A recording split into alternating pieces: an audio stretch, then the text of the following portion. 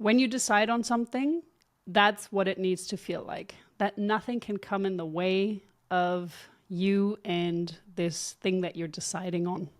Wherever you can feel it in your body, wherever you are connected to that in your body, that's where you should be feeling it if it really is for you, right? Also, instant gratification is one way to feel these happiness hormones, but it's not necessarily a healthy way. And that is why it's so difficult to create healthy habits. Hardcore, the Human Design Podcast. So it's the second week of 2025, and let's be honest, how many of those New Year's, New You resolutions are already that dusty book on the shelf? By that I mean gathering dust.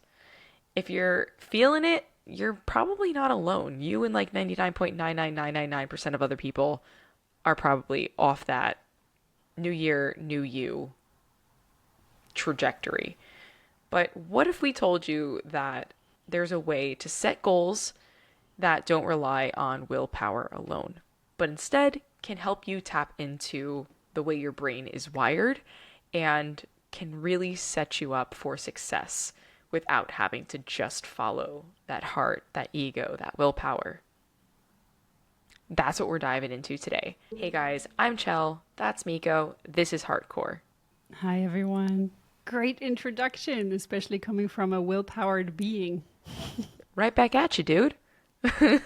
So, if you are new to human design, you may not know this, but there's only 30% of the population that actually has consistent access to willpower. And yes, we are two of these beings, but we thought that we would give you some ideas on how you can tap into actually attaining your goals even without the willpower that consistently flows through your veins. For that, we're going to combine a few different techniques. That is going to be, of course, human design. Another one is going to be from Chase Hughes, who is a behavioral expert. And he has worked with the CIA, I believe, or some kind of agencies that work with brainwashing.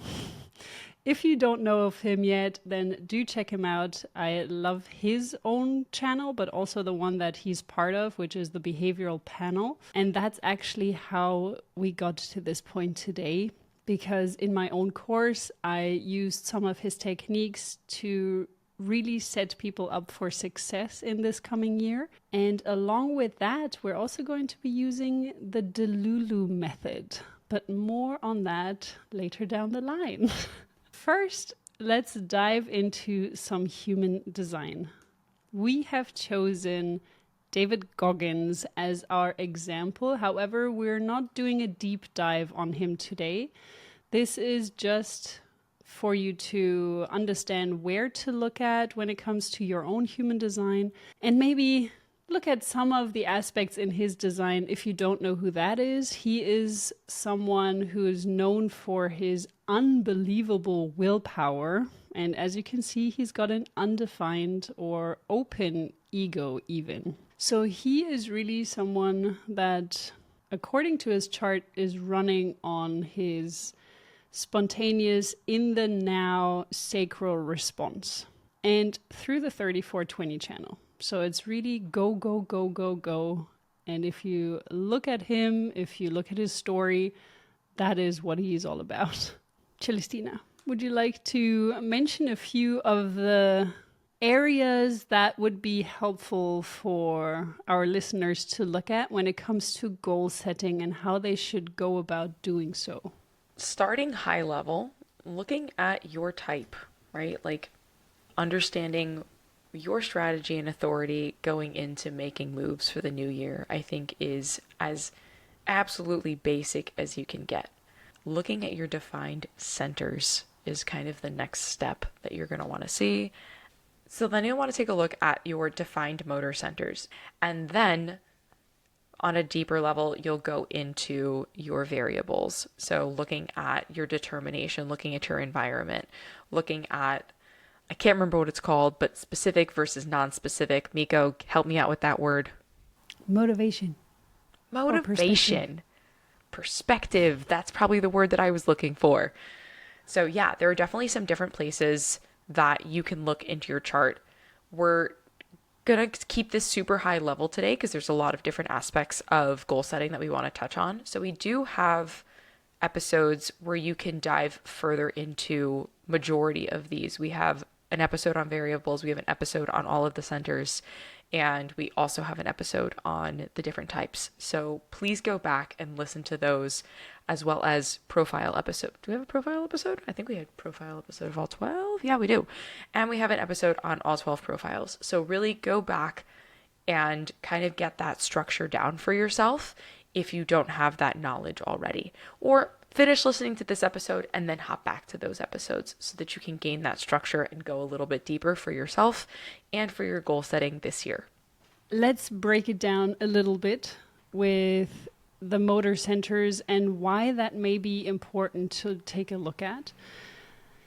Your type is definitely one way to go to understand a little bit more about how you're navigating through the world, but also depending on your strategy and how you make decisions, or how you're invited into decisions, or how you respond to certain opportunities to make decisions. So there's a strategy for every type, and you need to follow that before stepping into a decision. And only after you've followed your strategy, so in this case, for example, this manifesting generator that we're looking at, he needs to wait for his sacral to be able to respond to something, and then he can step into deciding whether or not he actually wants to do what was shown to him or what he encountered, the opportunity that came up. Why this is important for goal setting is because when you go through life and navigate the goals that you've set for yourself, the way that you're achieving them is going to be based on your strategy and your inner authority. So you may have a very big goal and vision, but the path to that goal or that vision shouldn't be as concrete or as precise as it can be, no matter what type, no matter what perspective you have, which becomes important for the manifestation aspect of this episode. But the reason why I'm saying this is that it gives the universe, it gives the higher guidance, and it gives yourself the opportunity to be open to all kinds of possibilities that are crossing your path. If you already have the exact way that you're going to achieve this goal, you're going to block yourself from many opportunities that cross your path. And this is not going to be beneficial. So having a goal in mind is great, but don't be too fixed on how you achieve that. And let yourself be guided through your strategy and through your inner authority along the way. And this is also where we're getting to the motor centers, which I'm going to throw the mic back to you so that you can explain a little bit how the motor centers come into play. You can also refer back to the inner authorities because this is a big part of it as well when we're talking about certain motor centers. But yeah, let us know. One and the same, kind of. So let's start with David's chart as this example since we're looking at it. We're going to start with the sacral center as one of the motor sources. So with a generator or manifesting generator, they will have the sacral center as the gut decision guiding their decisions, guiding what's coming into their world. And when you're going into this goal setting, this decision making part of 2025, or whenever you've decided to kind of hop into this into your world, right? It doesn't have to be January 1st, 2025. It can be further down the line this year or even next if that's what your body's telling you. But listening to your inner authority is going to be very, very key. And being in tune with your body is going to be very, very key in all of this as well.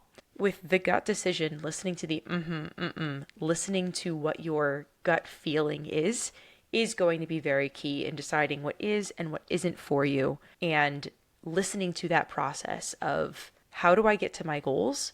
And like Miko said earlier, not necessarily having a defined path for it, but still being open to the outside world about it. this is going to feel like a gut feeling reaction in your gut. Okay, so next up, we're going to move to the ego or the willpower center because this is hardcore and we're here for it. So the ego center, meaning heart-centered, to us feels like a pull, like a heart pull, like think 90s Care Bear heart pull towards something. While it is a motor center, it's not going to be a motor center that is super sustainable for the long term. The sacral center, as long as someone is super stoked on what they're doing, you can basically be an Energizer bunny and just like go forever with the sacral. However, with the ego, if there is no will to do it, the heart may still go for it because they've committed to something, right? And like that's what's going to be driving someone with willpower. You can still function with willpower, but it may not be sustainable for the long term. So please keep that in mind. We're going to move down to the emotional center. This is probably like 60-ish% of the population. Tell me if I'm wrong on that statistic, but a large majority of the population is emotionally centered. And this is going to be waiting out an emotional wave. It could be an hour, a week, a day, a month. Just feeling through that emotional wave and allowing yourself to give yourself the space to feel it out and not feel rushed into a decision in the moment, especially if it's not for you. That's really key. So harking back to the inner authority, listening, respecting your body, your feeling in that moment, or rather throughout that emotional wave. And the last center is the root center. So this is a pressure center. Truth be told, I don't understand it well, so I'm going to toss the ball back to you, Miko, and have you describe this one, because I feel like you have it hitting a little bit closer to home than I do. Literally, yes. My brother had the root defined, or has the root defined, thank God. He's still with me, by my side. But when he's stressed, because he's got 2 channels defining his root, and when he's stressed, he really radiates that entire pressure throughout the whole house, actually. So there's no escaping it. But this is a pressure that comes from within you. Whereas if it's undefined, you can be put under pressure by others. And I have it undefined, he has it defined. So I'm taking in his pressure and I amplify it, and then I'm the one reacting. What that means for you, if you have it defined, you can use this in spurts. So this is really something that is like a sprint. It's not a marathon. This is the kind of energy you need to connect with the root center. It goes very quick and in bursts, and it doesn't last very long. And it's powered by adrenaline. So a defined root really needs to have dates and set deadlines. This is very helpful to know if you are setting your goals, to have deadlines, because you're not going to start working on your goals until it gets closer and closer to the deadline a lot of times. So when you have a project and your boss doesn't give you a deadline, that is a problem. But if you do have a deadline, you're probably not going to start working on it until the very end. So having a deadline and pulling it forward instead of realistically placing it in a lot of ways when you're setting your own goals can be helpful for a defined route, because you're going to be able to bring up that pressure, to bring up this energy from within you to achieve your goals closer to the deadline. So this is just one insight for a defined route. For a sacral, there is just, as Celestina said, a more consistent life force energy. And when you're setting your goals and when you try to achieve your goals, bear in mind everything that we just explained for each of these centers.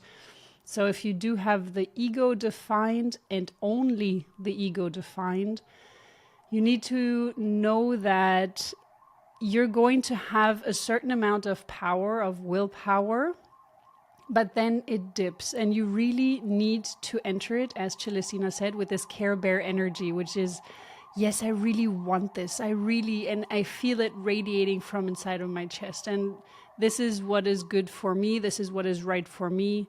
That is when you only have the ego defined. That means you're an ego projector or an ego manifester. There's nothing else that can have just the ego defined. If we're talking to one of you, bear that in mind, that you really need to be all in. And then you can sustain it. Then you can continue and work on it. I've been doing opportunity for 10 years now. And if I didn't have my heart in it, I would have been out a long time ago.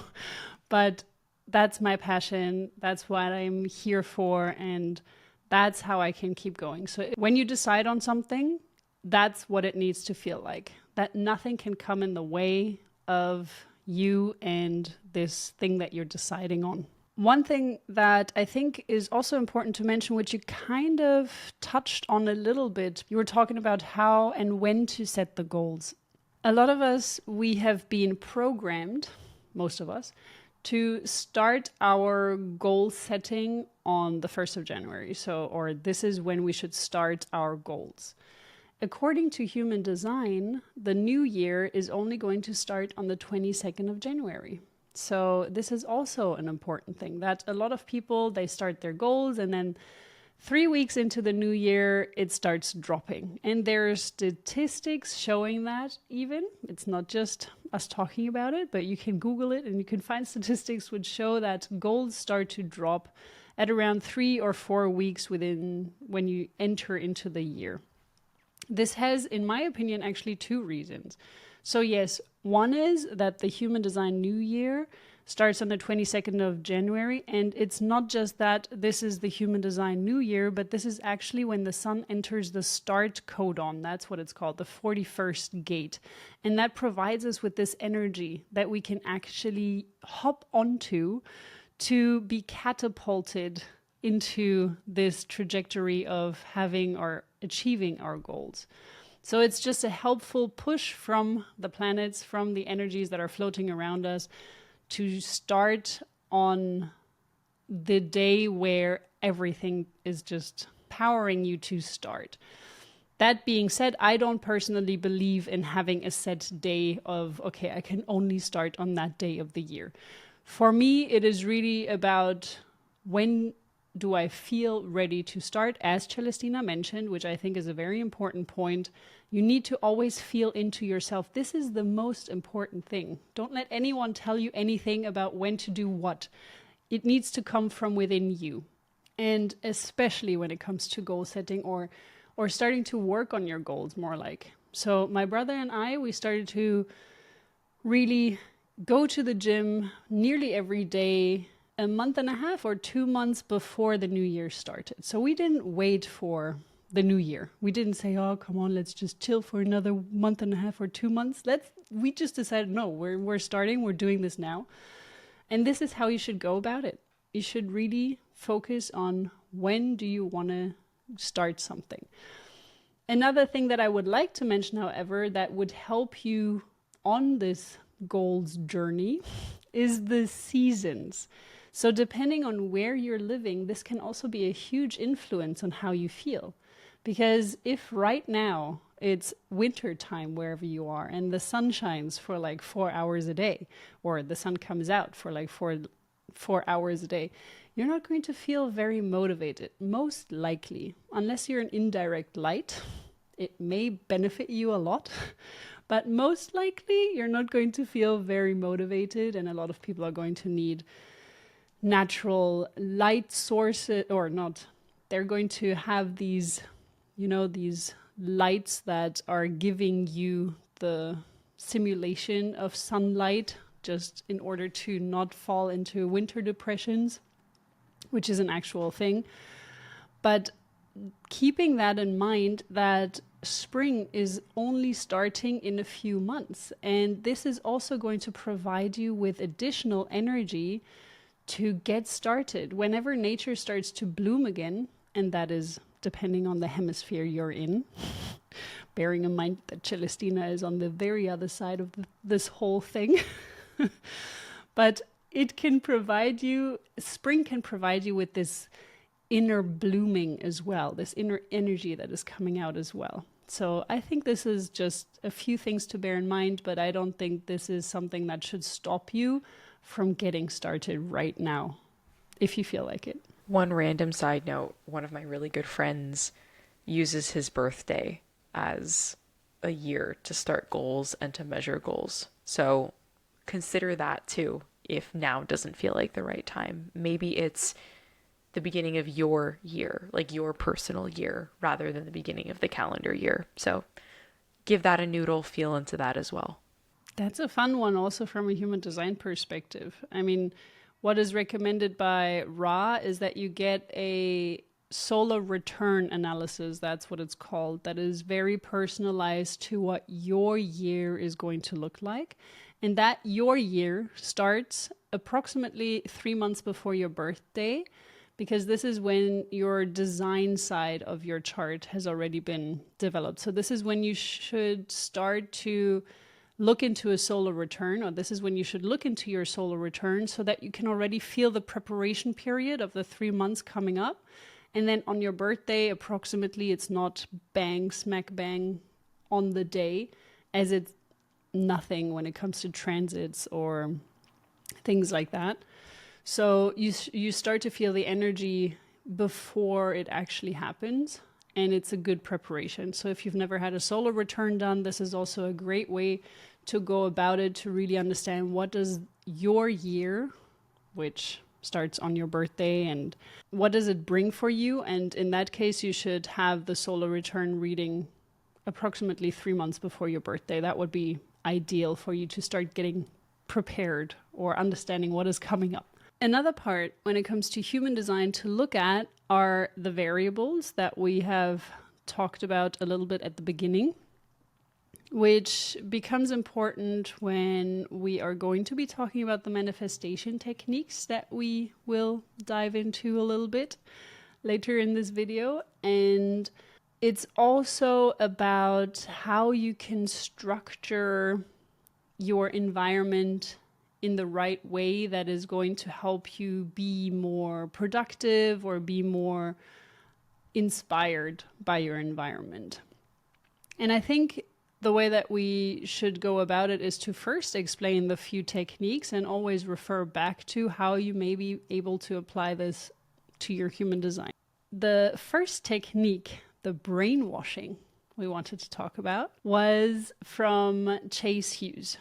And I really liked his approach a lot. So when you're looking at traditional goal setting, you can see that it's very heavy on the logical aspect and on the willpower aspect. However, Chase Hughes is saying that when you're creating goals and when you want to achieve those goals, it's not your logical mind that is going to make the decision. So approximately 95 to 98% of your daily decisions is made by your unconscious and by your mammalian brain. So depending on which statistics you're looking at, it's either 95 or 98. But let's not get lost in the details here. The important thing is that you are not actually in control. Your subconscious is in control. And that is a pretty scary thought. So that's why we need to program our mammalian brain, our subconscious. And the way that he recommends us doing that is by doing it in visual form, because the mammalian brain doesn't understand words. It doesn't understand the written word either. And it really works on continuously, repetitively being faced with the same thing over and over and over again until it figures out, okay, yeah, I think this is what I should be doing. So it breaks down into 4 aspects of it. He calls it the fear model. I don't love that word because I feel like that just has like a negative connotation going into it. There's another acronym that he uses called the fate model as well. But disregarding the fact that fear is the acronym, I think that the concepts behind it are really cool. It stands for focus, emotion, agitation, and repetition. The focus being the undivided attention that you are putting into whatever this goal is for yourself, and allowing yourself the focus to make this habit something that is real for you. What Mika was saying about the visual reminder piece of it, I've seen a lot of people do like vision boards in the beginning of the year, or like save a screensaver like on the back of their computer of like whatever their goal is, right? If it's like make $1 million, you got like money flying in the background on your screen, whatever that is. But I also found it very interesting that like you, if you're not a creative person, you don't have to like clip things out of magazines and like put together a vision board for yourself. You don't have to like pop into Canva and like put pictures on. You can take like an iPad, or they have those photo frames where you can just like pop pictures in there. So you can literally just like upload pictures to there and have it playing 24/7, whether it's in your office or wherever you really spend the most time. That can be a really good way to do it. Or even having like a file saved on your phone that you can just like flip through maybe once or twice a day, like when you're in the bathroom or when you're commuting, whatever is easiest for you and you're staring at your phone instead of scrolling through the Instagrams. But seeing those photos of things that you want so that they are always fresh in your mind and that you always have that focus to go back to, it really ensures that you are seeing it and that it's detailed, specific, and really appealing to the goal that you want and the mindset that you have going into all of this as well.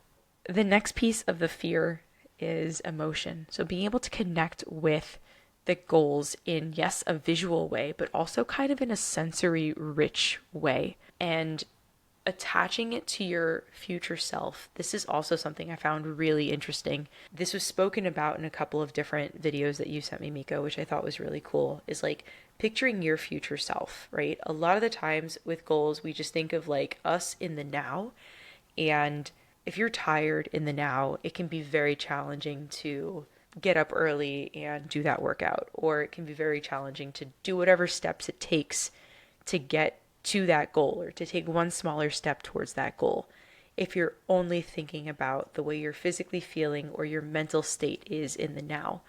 But if you can focus on the emotion of future you and the benefit and the success and the whatever that goal is that future you is going to benefit from, wow, that is a game changer. If you're thinking for yourself in the future versus then thinking for yourself in the now, putting that emotion behind it and putting your future self first rather than your present self is that mindset shift that's going to help you get to that next step and continue to turn those small steps that you're taking every day into a habit that will change your life in whatever way, shape, or form you want or you're seeing yourself in the future. But really having that emotional connection to it is super key to be able to get to that next step. And when it comes to the emotion part, this is the key to everything. This is going to be the key for manifesting what you desire, because you need to step into the highest frequencies, basically gratitude, love, happiness, joy, ecstasy, anything you can feel that really resonates with the highest kinds of frequencies and the way that you want to feel in the future is key to achieving your goal. The other thing that Chase Hughes mentions, which I think is a great place to put it right now, is that your brain doesn't understand the difference between what is real and what is not. There are many studies that are showing how you can really manipulate your brain into believing that you're actually literally doing something, even though you're just visualizing it. One of those studies is the Harvard study. They have used people who are playing the piano to visualize that they're playing the piano, but they're not actually playing the piano.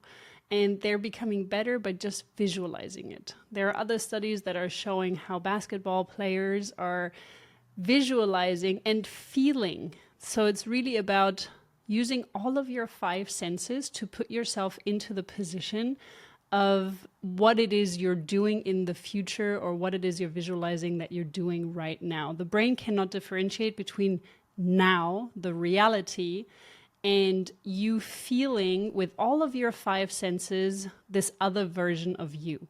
It's going to literally start to believe that this is the other version of you that is being created or that is in this reality.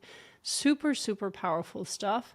Another very important point that Chase is mentioning is that the brain needs contrast. And it needs to understand that right now, this is how your life is going. And these are the habits that you're currently doing. And if you're continuing down this path of habits, you are going to have an outcome that is not the ideal life that you want to have. Otherwise, you wouldn't have to set goals. You would already have everything that you want. So if you're here watching this video, that means that you're looking for how to achieve your goals. And that means that there are some things that you're currently doing, some habits that you're currently doing that are not going to lead you to that path. And that needs to shift and change. So this is what we're trying to do by targeting the mammalian brain, because otherwise you're just going to keep being in the rut of the same things. And we're going to get into how to disrupt that in the next part of this acronym. But I think that another important technique to mention before we get to this is a technique that I also used in the course that I've just created, where you are first describing your ideal life according to the 10 life aspects of opportunity. If you don't know what that is, you can check out my website, opportunity.life, where there is the list of these 10 life aspects. And it's just a helpful way to categorize how you set your goals. Because in these 10 categories, it reflects your life and it makes it easier to look at relationships, for example. What do you want to achieve in relationships? What do I want to achieve in my work, in my career, or in my aspirations and passion? So dividing your life into these subcategories is helpful to gain a clear picture of what it is you want. And once you have that, you have written that all down, you can then add that into an AI like ChatGPT or Claude and ask them, so what would the habits of this person look like? What would a day in the life of this person look like? If I would look at this version of myself, what do they do as a morning routine? What do they do for the entire day? And understanding everything about this day. This is very, very important. But for the contrast part, also sit down and write down all the habits that you have right now. What does your day look like right now?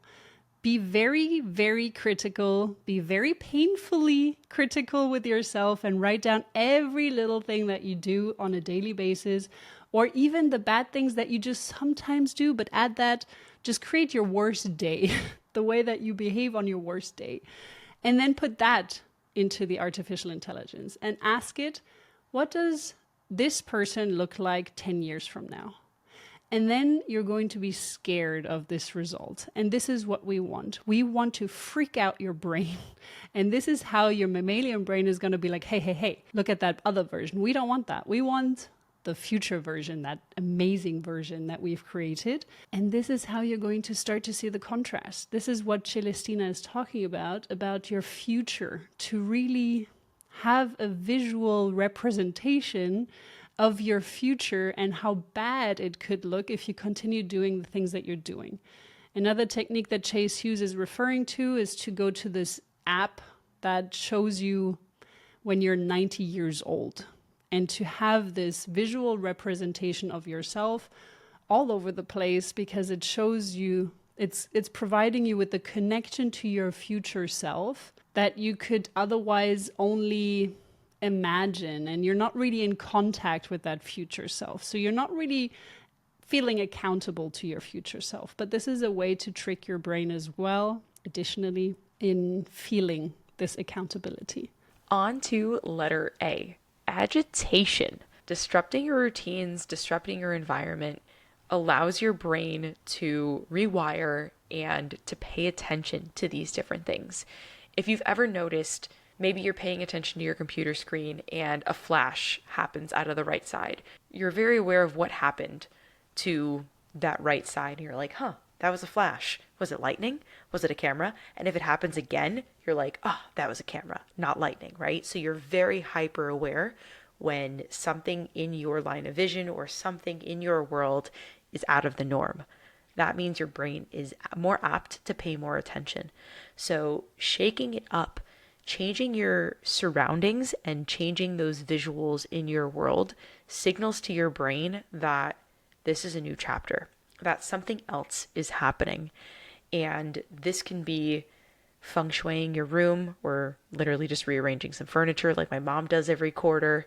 She'll change where the couch is positioned just to kind of signal into a new season. It can be repainting a room, buying a new vehicle. You may not have to go to that extent, but just change something in your world. Maybe change your water bottle, right? If your goal is to drink more water, maybe change your water bottle to something that's more visually appealing or encourages you to drink more water, right? So it's something small, but can make a really large impact in your world. The goal is to disrupt the brain's prediction centers. So rather than being like, oh, this happens every day, this happens every day, how can we change it up so that it's kind of off its rocker and it has to think a little bit harder about doing your norm and thinking outside the box for your norm? So I've also heard of people doing this between different tasks, and this may be helpful as well, right? So there are certain instances where leaving like a door frame, people will tap the top of the door frame to signal to their brain that they're on to the next thing. Or when you're like going down to like sit on a chair or sit somewhere, you do like 1 or 2 squats before you're doing that, right? And that, again, if your goal is exercise, right, that's one small thing that you're doing to switch it up so that your body's like, oh yeah, we're doing exercise now, right? So it's small little habits that over the course of time become your norm. And it really is just mixing it up so that your brain thinks a little bit differently and is like, oh, hey, wait, we do that now. That's just the norm. Think about your goal, number one, and then think about different aspects of your daily life that can change your habits and ultimately lead you closer to that goal. Again, if it's physical fitness, maybe it's choosing to take the stairs instead of pressing the elevator button. Small things. Exactly. This is a very good point as well, because the thing that Chase Hughes is mentioning is that you only need discipline at the beginning. When you're creating a goal, when you're starting, that's when you need discipline. But at some point, it's going to become a habit. It's going to become something that, like brushing your teeth in the morning. Well, I don't know if every one of you listeners is just automatically brushing your teeth in the morning, but the first thing I do is I go to the bathroom and brush my teeth. I don't know. It's a bit of an obsession, yes. But it's not something that I think about. And this is what a habit is. It's not something you think about. It's just something you do. And at the beginning, when you're a toddler, it may be difficult to remind yourself that you need to brush your teeth while your parents are doing that for you. But any habit is difficult at the beginning, but it comes easier and easier the more it becomes a habit. So just think that you need discipline at the beginning. Then it turns into a habit.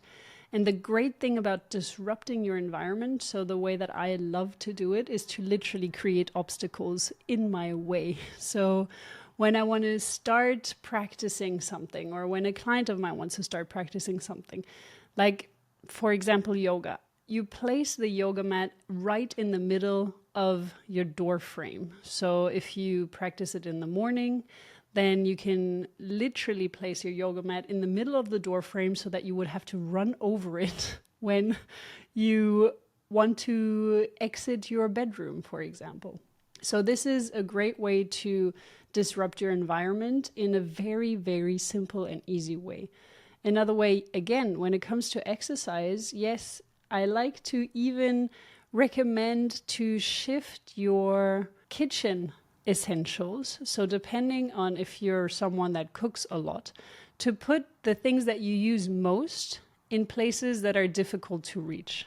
Because you're going to have to get up on that ladder. Okay, maybe not that extreme, but at least you're going to have to stretch yourself. And this is already, you may underestimate it, but this is going to stimulate your lymphatic system. Every time you stretch and every time you move in these ways, you are stimulating your nervous system. Or maybe it is something where you need to get down into a crouching position, which is also one of the most fundamental, most important exercises that you can do and should do to keep your functional mobility and strength going. So there are many things that you can do just to keep them visual, like Celestina recommended, just changing up the things that you drink out of, or changing up the way things are located in your house, and giving you visual clues of, oh yeah, this is what I was supposed to do. Because when you just start out with a habit, you may not even remember that this is what you wanted to do. I'm going to quick note, because you mentioned getting up and brushing your teeth every day. I am not that person. Not that I don't practice oral hygiene. That's not what I'm trying to say. But like, it's very challenging for me to do the same thing every day, every morning. And if that's your shtick too, don't give up on yourself, right? Like, it's not just the willpower that's going to get you through. There are other aspects of you that can help pull you through with that as well. And if coming from someone, coming from someone who's coming from someone whose every day does not look the same, that doesn't mean that you can't set your goals, right? Like, it just may look a little bit different for you. I'm not a quad left. I can't do the same thing every day, and every day has to look different for me. So give yourself some space and grace in that as well.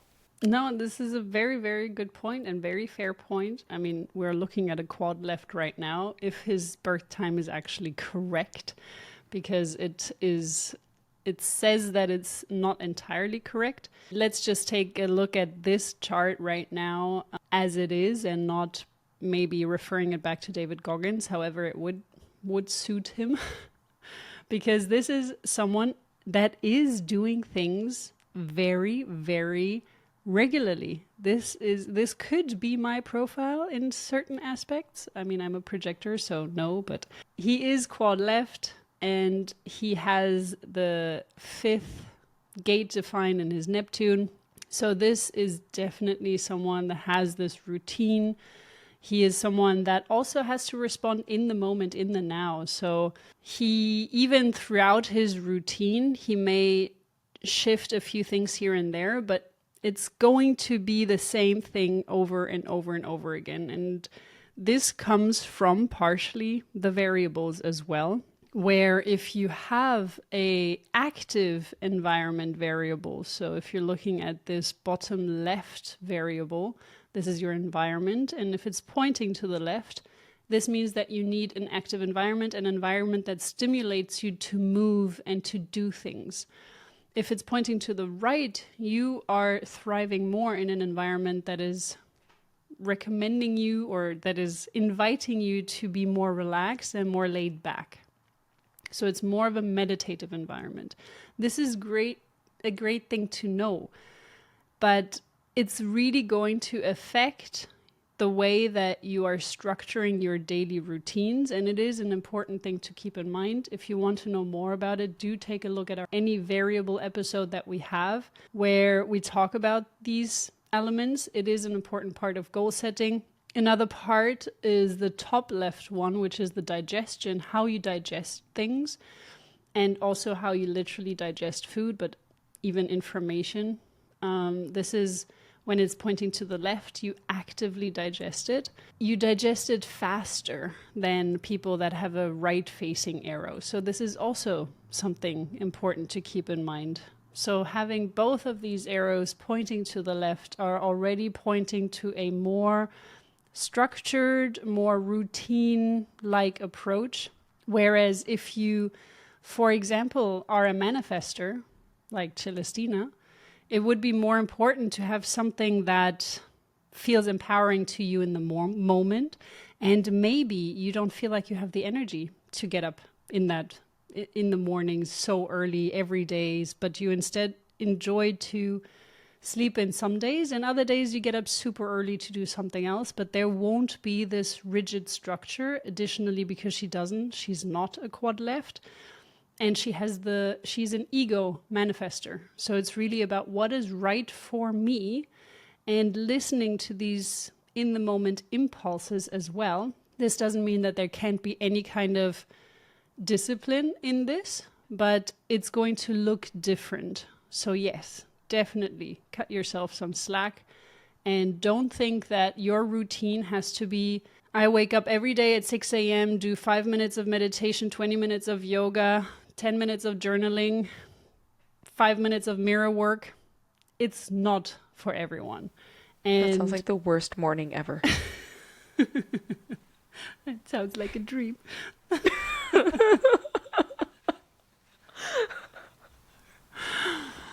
Yeah.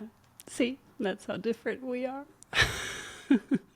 That's how different everyone is. And also, as well, when it comes to your digestion, your environment, we can't go as deep into these aspects right now, but they are going to provide you with a lot of clues as to what feels good and what is going to motivate you to get up in the morning. If you're a direct light, for example, it's going to be so helpful to have an alarm clock that is going to wake you up with sunrise simulations.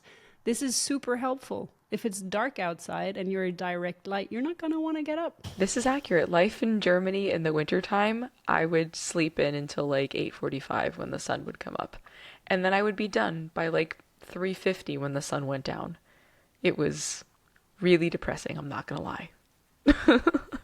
But here the sun rises at like 5:30 in the morning. It doesn't go down until 8:30, so it's a great day. It's a great day. So back to fear, not in a negative way, but in a positive spin. So the R is repetition. You got to do it.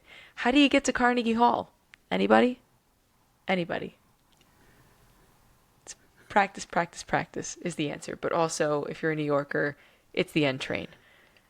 Anyway, that was a joke that went over probably everybody's head. It's fine. It's fine. What I'm trying Maybe to you're say. lucky we have a few New Yorkers listening to our show. I hope so. Leave it in the comments below. Or should we make a poll out of it? I don't think we need that much. So repetition, that continued exposure to help you reinforce those neural pathways. It really is about reworking your brain, and even if in the moment your brain doesn't believe it, the continued doing of the things, the continued repetition. We're going to talk about some other ways in just a sec to kind of delulu your brain through all of this, but really the continued aspect of doing all of the things, tracking progress, focusing on those habits, focusing on those beliefs are all really, really important to ensuring that you are taking those steps, but also monitoring those steps, doing those steps towards your bigger goals. Think of the goals that you have as the destinations, and then the habits are the vehicles to get you there. So drive your habits every day. Not saying. Yes, yes, yes. I like it. Well, you've just mentioned it. Let's go to the Delulu method. I love that. Delulu. I love it so much. I don't use very many Gen Z-isms, but I do love that phrase. I know. Thank you so much. Natanya Bravo. This is where we got the idea from. She is fantastic. Check her out, her YouTube channel. She talks about the Delulu method. And this is really a way of how you can manifest your goals. So yes, manifestation, just let me say this from the get-go. It's not something that you sit down and you visualize and you feel all the feels and you stay at your house, lock your door and throw away the key. You don't go online and you hide yourself away. That's not how manifestation works. This is not how your dreams are going to come true if you don't show yourself, if you don't take any actionable steps. So I want to take that delusion away from everyone. But now dive into the Delulu method and why that one actually works.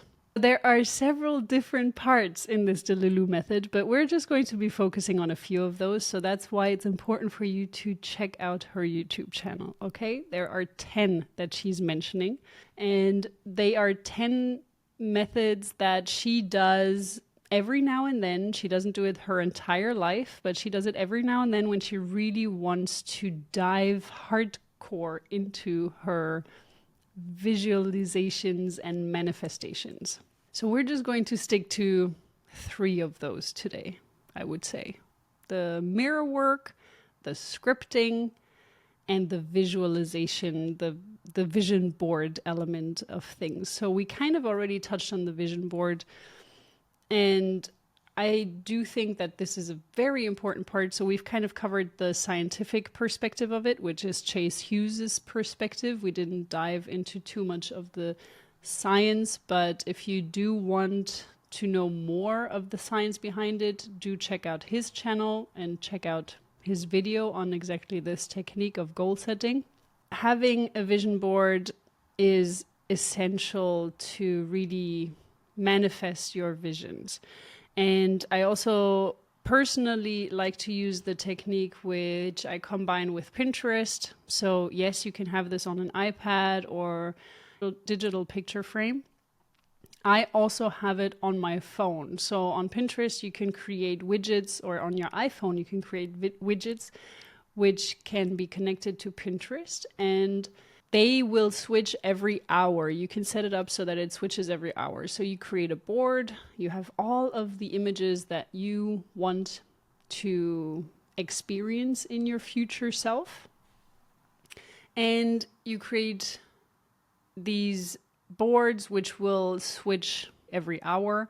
But additionally, I also have a screen, like a home screen, or when you lock your phone, a lock screen, where you can see all the pictures. So I did create a Canva thing and I've added this to my home screen. So every time my phone is locked, or my lock screen, so every time my phone is locked, I can see everything that I visualized, or I want to have in my future self.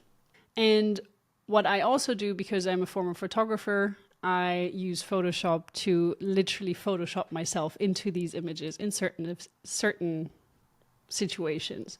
So this is also another super helpful way for you to trick your brain into literally seeing yourself in the situations that you want to be in.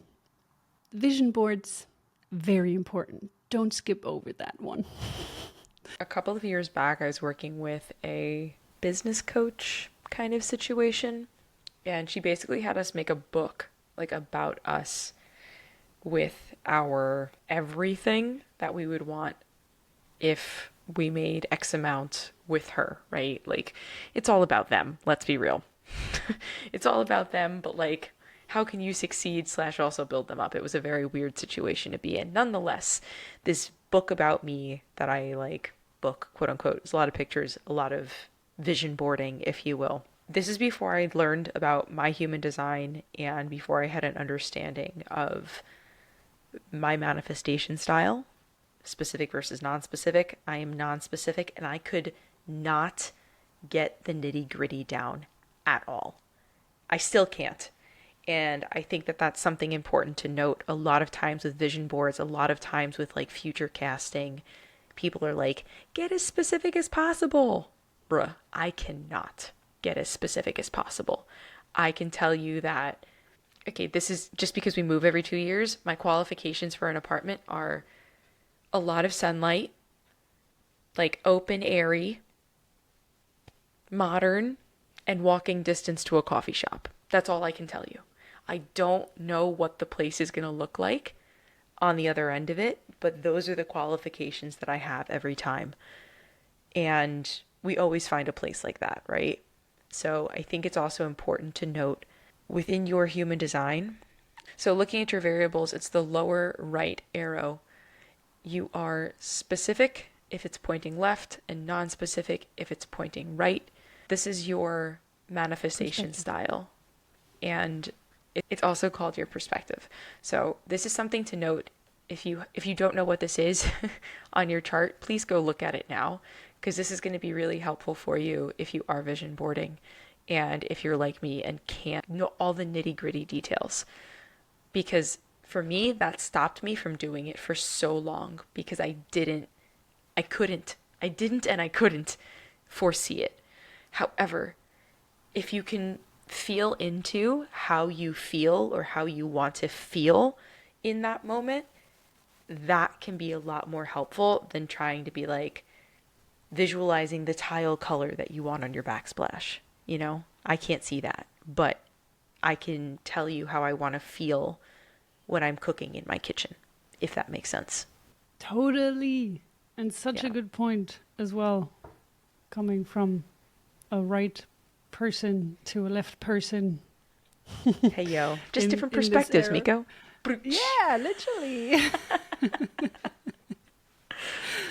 No, it's really, really good because, yes, this is the perfect time to look at this one, to look at the perspective, because it's really when you're right facing, when your arrow is facing to the right, it's really about your feelings and focusing on that and creating a mood board instead of a vision board, maybe the way that you feel when you're looking at these pictures, and this is the feeling that you want to bring out wherever you are, whatever you're doing.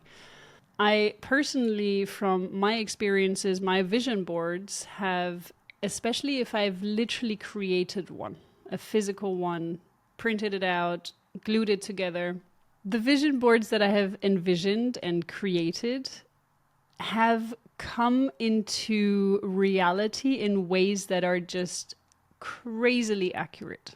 They are so unbelievably accurate to the point of, let me just give a very shocking example of 2020. We all know that year. But I had a picture of myself and I photoshopped my face into that yoga instructor that was sitting there in front of 10 empty pillows. And I had planned a retreat for that year, which was supposed to take place 2 weeks after Corona had started. And we also started to have bookings coming in. And in the end, this is literally what happened. I was sitting and doing my yoga sessions online in front of empty pillows. Well, not the people were still watching, but I wasn't able to actually literally go to this retreat and host this retreat because of Corona. So this was, when you are a left-facing arrow, I would highly recommend that you are as accurate and careful in your visualizations and the pictures that you're putting on your vision board as you can possibly be, okay? This is just my personal experience.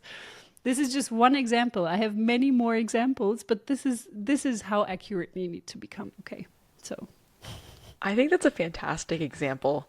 To give you a right arrow facing example, I can't vision board, and I write down my word of the year and then design around it. So the last couple of years have been like growth, blossom. They've all been like flower things, and I haven't intentionally done that, but bloom, it was bloom one year, blossom and bloom, I don't know. But if that's something that works for you, because for me that's a feeling, right? Like of like blossoming, blooming. So feel around with what works for you, and I think that's what's really key. There's no right, there's no wrong in all of this. It's really feeling into you and what moves you. the thing that I would say is important for each and every arrow, no matter where it's pointing or what you're doing, is really the feeling. So even the left facing, we need to work with feeling and feeling as if things have already happened, feeling as if you are already in the shoes of your future self, which kind of brings us to the next one, which is scripting. I see the approving nodding of Celestina, how well this transition worked, and now I'm ruining it right now. You're crushing it right now. We're just over explaining. It's fine. So scripting is about stepping into the future you's shoes, Celestina. My shoes? My future me's shoes? So scripting is writing as if something has already happened. It's writing it from the perspective of future you who's already seen the success, who's super stoked and excited that it's happening, that it's coming to fruition, and just really feeling into all of those beautiful emotions that come with success, that come with achievement, that come with, oh my God, I did it, right? And really feeling into all of that. If you are not a writer, this could also be something that you like verbal diarrhea, such a weird phrase, sorry, verbal diary out. Freudian slip. Well, that was a good one. That you verbal diary out, so you can do that as a voice note, but I like to verbal, I'm a text to talker, and if you've ever texted me and gotten something really weird in response, it's because I text to talk. However, you can text to talk into Google if you have like Google Sheets on your phone, and then it just like auto types for you. Sometimes things go awry. However, I find that to be a very good way to get what's in my head out, because sometimes, for me at least, my mind works faster than my fingers can type, and it just doesn't come out the way I want it to, because then my fingers impede me from writing it all. So, if you have any connection to your throat, highly recommend the like verbal scripting for yourself. And it really is just statements like, let's take a for instance, selling out a retreat, right? I've sold out my retreat in 2 weeks. 5 of the 10 people have paid in full. Everyone is very excited about it. They're all telling their friends, and I am blown away, or I am super excited that we get to experience this all together on the Amalfi Coast, right? Something along those lines. With detail, as much detail as you can genuinely feel into, right? This isn't about lying to yourself. This is about bringing your current self closer to your future self and finding that middle ground in the middle that feels as real as possible in that moment, right? It really isn't about exaggerating the truth. It's about feeling it as much as you possibly can, but also extending it enough so that you can get closer to that future self. And if that means meeting yourself where you're at and you're like, I have, so maybe you haven't yet, but I've launched this retreat, right? Maybe if that's all you can do first, cool, dope. And then maybe then you launch the retreat and then you're like, I've sold 5 spots of the 10 spots on the retreat. Dope. And then maybe the next day you're scripting and you're like, I've sold out the retreat. Everyone's paid in full, right? Like, oh, wow, I actually felt that. I felt that one when I said it. That's dope. So like feeling into it, and wherever you feel that in your body, remember going back to those motor centers, wherever you can feel it in your body, wherever you are connected to that in your body, that's where you should be feeling it if it really is for you, right? So if you're overextending with your Delulu-ness, let's go back to that word, with your Delulu-ness to yourself, if you're overextending, maybe pull it back a little bit and meet yourself where you're at. And then the next time you script, maybe it's later that day, maybe it's the next day, stretch out a little bit more and get a little bit more into the Delulu. That means delusional, by the way. I don't know if we've explained that. I don't know. I thought that was obvious, but yeah, you make a good point. Let's never assume. You know? Yeah. Any thoughts on that? Yeah, I think this is a fantastic technique, especially for people who have no idea what to journal about. And honestly, I've been one of those for the longest amount of time. I didn't know what to talk about, and I've never really understood the concept of journaling about what happened that day. I could never connect with this. And scripting to me makes so much more sense, but this is probably also because I am a quad left and I like taking action and I have my ego defined, and I don't know, I'm really someone, I need to be active. I need to feel like what I'm doing is bringing me closer to what I want. And I need to feel successful as a projector. And to me, when I'm talking about my day, I don't like being in a victim mindset. I like being in the warrior mindset. And I feel like sometimes when you write about your day, yes, you can always look back at it and reflect and be like, okay, I did this, but I could have done it differently. I could have done it better. And this is a fantastic technique to improve yourself. So I'm not negating that. But to write down, okay, I visited the museum today and I had a cappuccino and I went to a coffee house or I had lunch there. This to me doesn't make sense. For me, looking at the past and working on yourself and improving yourself through looking at the past, that makes sense. But additionally, looking at my future and writing in a way in the past tense about my future life, I like how that tricks my subconscious. And I really like that this makes me feel like it's already happening. And I've been doing these manifestations for the last 2 weeks now. And I kid you not, but these things really work. They are a game changer. And especially, there are a few things that I started to implement, which is also subliminal meditations. And these subliminal meditations, I listen to them when I'm drifting off to sleep. So there are a few things that when you want to manifest, the best times to do that is just before you fall asleep and just after waking up. So these moments, you're still in alpha. If you've just woken up, you're still in alpha, delta, theta. Well, you're still in theta and alpha waves, but so many waves. So you're still in delta and theta waves, and these waves are super powerful to manifest your new reality. And so these are the moments in time that you want to do that, before you're falling asleep or just after waking up. What you can also do to work on your subconscious, because remember, this is our goal. We want to work on our subconscious. We don't want to work on our conscious side per se. We are trying to manipulate our conscious mind to also work along in ways that we want it to work. But we really need to target our subconscious. And one of the best ways to do that is while you're sleeping, listening to something, to affirmations, and subliminal meditations are fantastic for that. But really, you need to find someone that is trustworthy. And I personally only use subliminal meditations where I can faintly hear the affirmations.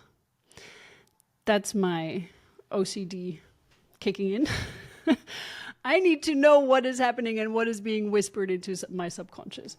So if there is a subliminal meditation that is just not, that I can't understand, I don't like it, or that I can't even hear. Go to Costco and buy all of the hot dogs for $1. Thank God there's no Costco here. I don't eat pig meat. See, there you go. Subliminal messaging. You'll do it tomorrow. Yeah. Drives to the UK for Costco. Be mindful who you're listening to and who you let manipulate your subconscious. Or do your own subliminal meditations. That's even better. When you were saying it, I was like, dude, I feel like listening to me before bed would be better than listening to someone else. You know what I mean? Like, have some like peaceful like rainfall, and then just have yourself whispering in the background. You know? God, can you do my subliminals? You want a New York accent in your subliminals? Oh my God, you can stop talking like this. Oh, that would be so funny if you would have that. I'll throw in a Janice laugh. The next morning you wake up, you're just going to start sounding like that and be like, what happened last night? Oh my God. I got you. I'll send you one. No worries. Thank you. Fantastic. All right. And last but not least, mirror work. Yes, this sounds like what it sounds like. This is what it sounds like. This is what it sounds like. It's hyping yourself up in the mirror. It's being your biggest hype person. And it's really talking yourself up, right? Like everything that you're writing down, you can say to yourself in the mirror. It can be words of positive affirmation. It can be celebrating that you've achieved this already. It can be just being wild and crazy. So in the video that Miko sent me, Natanya was basically just like jumping up on her bed, like super stoked that X, Y, and Z had already happened. And in her instance, it was a retreat that she had sold out. So it's not pretending, but it's tricking your subconscious into all of this has already happened. And I'm feeling this beautiful emotion, this beautiful feeling that this has already happened. I can tell you that it's very challenging to look myself in the face on a regular basis. Like, I'm not the person who like walks by a window and like checks herself out. There's a mirror over there, and I can tell you I don't look at myself like in that mirror. I even turn the lights off when I brush my teeth, and I don't look in the mirror when I brush my teeth. So this, I feel like for me would be outside of my comfort zone. So if you're also in that boat, you're not alone, right? Like we're both in the boat is what I'm trying to say. Sorry guys, it's like 12:30 a.m. my time, so apologies. But I'm going to start doing this in the coming weeks. So this is something that you may have to push yourself outside your comfort zone for. And I think that it's important to know that you're not alone there, right? So give it a shot because it is really impactful, right? Your eyes are the window to your soul, or so they say. So look at yourself in the eyes and really give it a shot, right? Like look at yourself in the mirror and give it a shot if this is something that you feel uncomfortable with. And maybe it's just you're an amazing human. Maybe that's the first thing that you say to yourself whilst looking in your eyes. So I will, and I will report back. Yes, we're looking forward to it.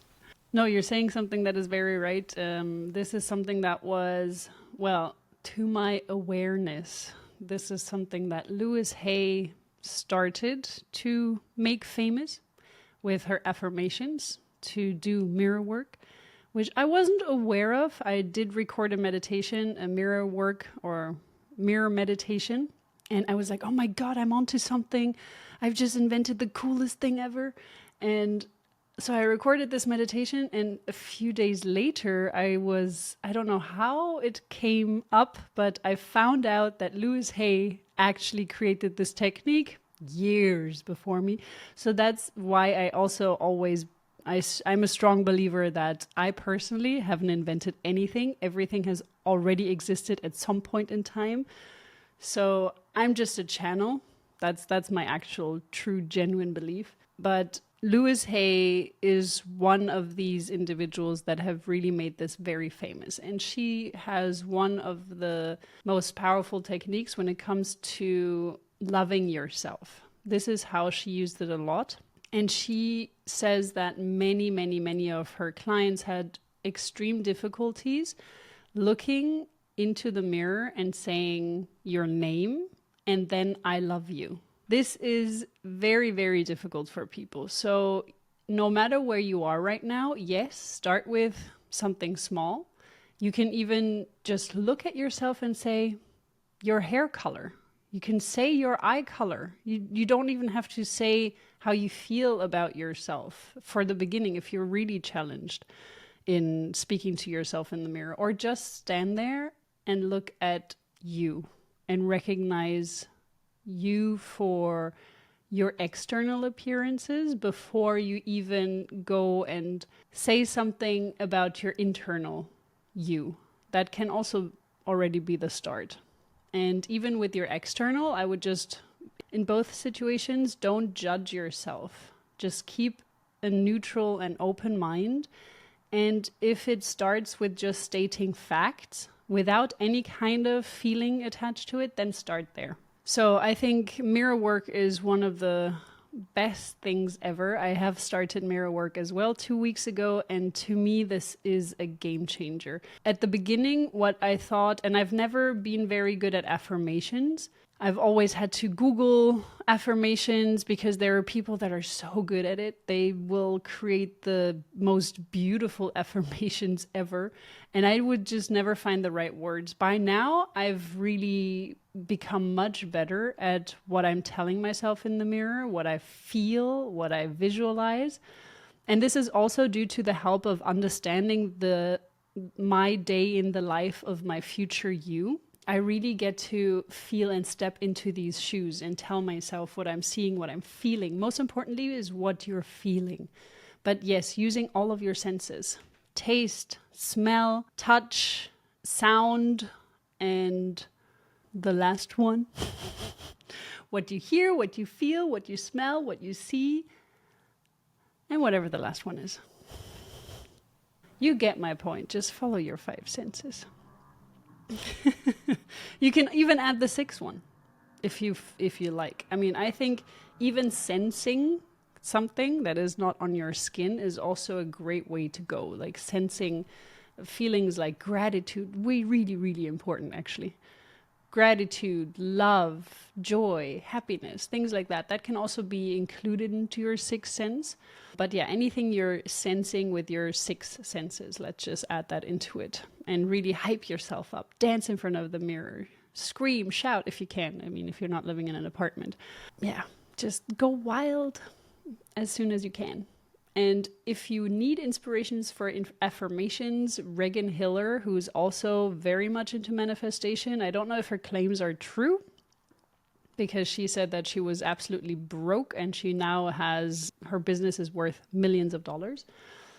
And she is an affirmation machine gun. Like she can bombard you with the craziest affirmations, one after another, and they're very good. So check her out for inspirations on affirmations.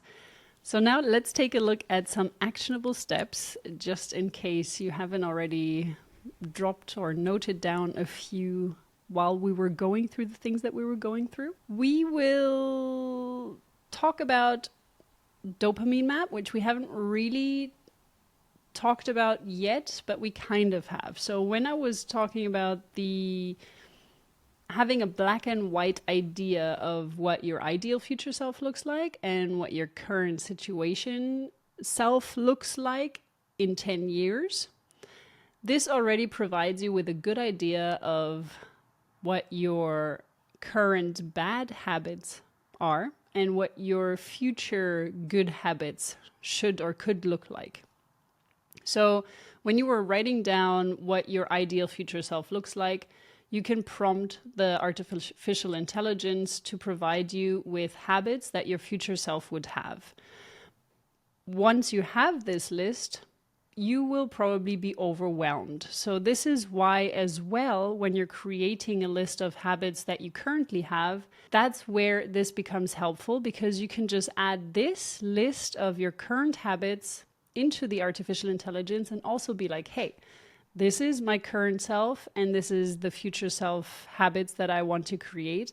How can I create them in a step-by-step way without overwhelming myself? So basically saying that this is where you currently stand and how can I get more towards these healthy goals in an incremental step-by-step process, because you're not going to start right away with those habits that your future self has. Otherwise, you're going to burn out and feel super overwhelmed within a very short amount of time. Break it down, maybe create 30-day challenges out of it. Ask the artificial intelligence to do that for you.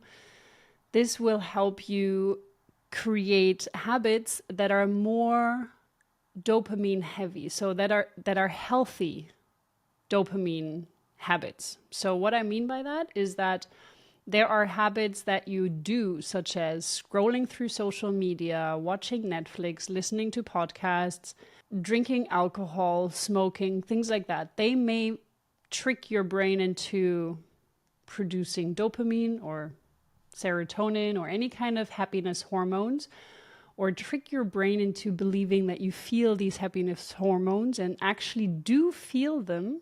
The more that you do these things, scrolling through social media, Netflix, etc., the harder it will be for your body to produce these happiness hormones, or the longer it will take for your receptors to be like, okay, yeah, I'm now starting to feel my happiness rise. So defining which habits you currently have, which you fall back on to make you feel happy and to make you feel also instant gratification is one way to feel these happiness hormones, but it's not necessarily a healthy way. And that is why it's so difficult to create healthy habits, because you do have to put effort into it. You do have to be disciplined about it for a certain amount of time before it turns into a habit. And instant gratification is just so much easier and so much quicker, as the word says.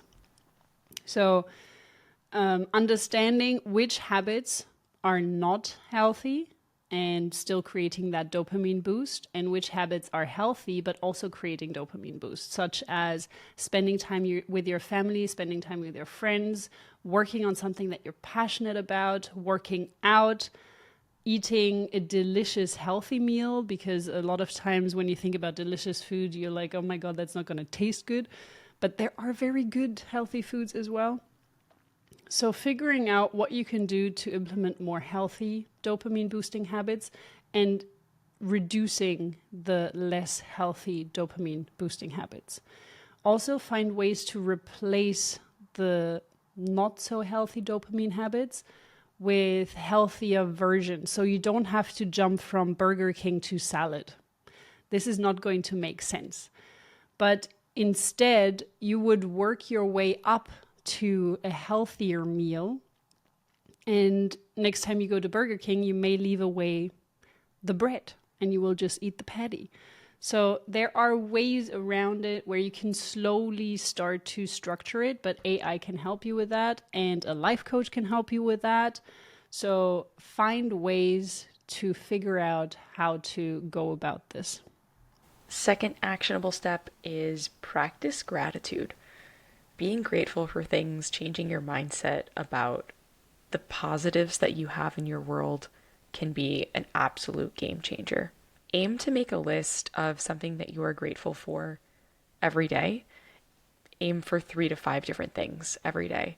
It can be as simple as a roof over your head if you're really struggling for it, you know.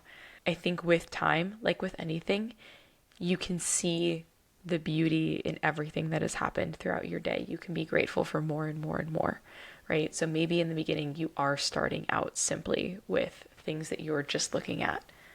But then once you can feel into it a bit more, you can expand that out.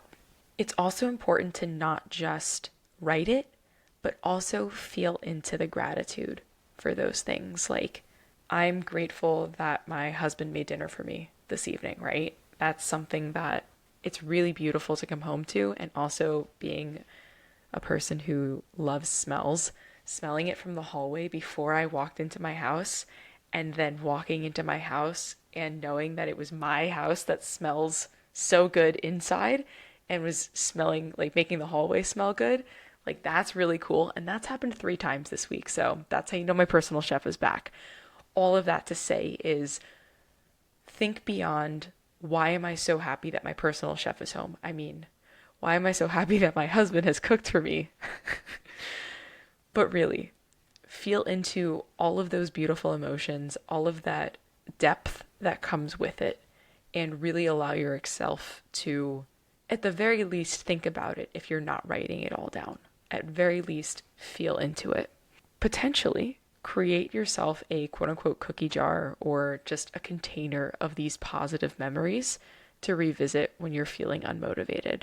If I were to write down tonight's experience of walking into a house with delicious smelling food, I would probably, again, being someone who relates very distinctly to smells, find it in your human design chart, I would probably note that in that so that when I do revisit this beautiful memory, it's something that will bring me back to that moment, right? Very specifically. So feel into or look at your variables and determine if there is something that you connect to most, or not if, what you connect to most, and bring that into your gratitude practice as well, so that when you are looking back, when you're feeling into it in the moment, you can connect in a way that your body understands, and then that will create that like neural synapses for you, because it's something that you can feel, smell, taste, touch, and it'll be tangible for you.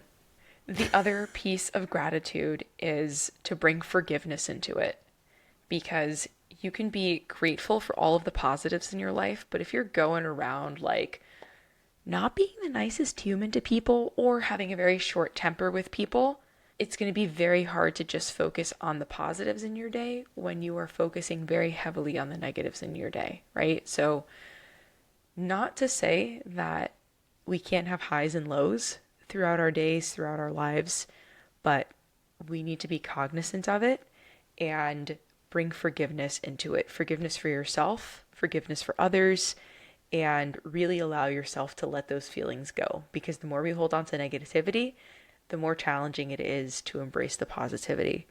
So, as part of the gratitude, we need to also understand those different aspects of our day where maybe we leaned into the horn a little too loud / intensely when some dum-dum was crossing the street when they had the red light and you had the green light. That was not a real life situation that I just pulled from, but it was. Totally it actually was. It totally was. And then you call them a dumbass, right? So forgive. Were they not paying attention? Probably. Were you paying attention, didn't hit them? Yes. Should they be grateful for you not hitting them? Yes. See the positive in all of that. But really use a better example of that for yourself. I'm just giving you a ridiculous example to bring some lightheartedness and humor to this situation. Nonetheless, acknowledge that things need forgiveness and you cannot let them stay inside and fester forever. That is what leads to dis-ease, and that's a whole different episode. But really, lightness, brightness is what we're trying to aim for here. That's what's going to get you onto the best version of you, not harping on all that negativity. Totally. And what I love about gratitude is that it's bringing you into the present moment. And it also elevates your current frequency or your current feelings. So when you're grateful for something, you can't be mad at something else. There's just no space. So as soon as you step into gratitude, you're lifting yourself up and you're doing yourself a huge favor, which is also what forgiveness is about. Instead of festering it, as you said, you are releasing it and providing that space for something more positive within you. And gratitude is a fantastic way to fill that space. So yeah, I think that's actually a perfect way to end this episode today on a high note, on the note of gratitude. And if you want to look at the resources that we've mentioned, you can find those in the show notes. We will include Chase Hughes's YouTube link and also Natanya Bravo's link. I loved this episode and I hope it helped you guys to set goals and to achieve your goals in ways that are more personalized to you. I'd love to know in the comments how many of you guys are finding us in the new year and how many of you guys are finding us later into the year as well. So whether you're popping on live meaning like it just came out today, this week, or if you're finding this episode later in the year or even next year, let us know, because I feel like that's also really cool to determine like when you've found the right time to look into your goals. So interact with us, please. Thanks. That's so cute. Thank you. We appreciate it. Until next time. Toodles. Bye, everyone. Hardcore, the Human Design Podcast.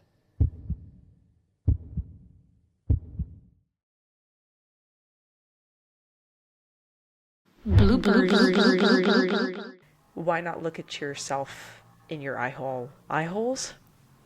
In your eyeballs? In your... Why not look at yourself in the eyes? Dude, I can't look at your face while I'm trying to be serious. God damn it. How is that serious? It's gonna be a great blooper. You're not being serious right now. Oh my god, okay. We kind of mentioned it by creating a bad habit, understanding your bad habits and how that... It's too loud? What's happening? Oh. Sounds like I'm walking through a ghost. Oh, I didn't like that. Say things? Hello? Okay, it's better. I'm your ghost. Have you never walked through a ghost before and then your Bluetooth headphones go, ooh? Oh, I didn't like that. Oh. Oh, cool. I didn't even read the next line, and it said that. Incorporate your human design signature feeling into your gratitude practice. Oh my god, I'm a mind reader.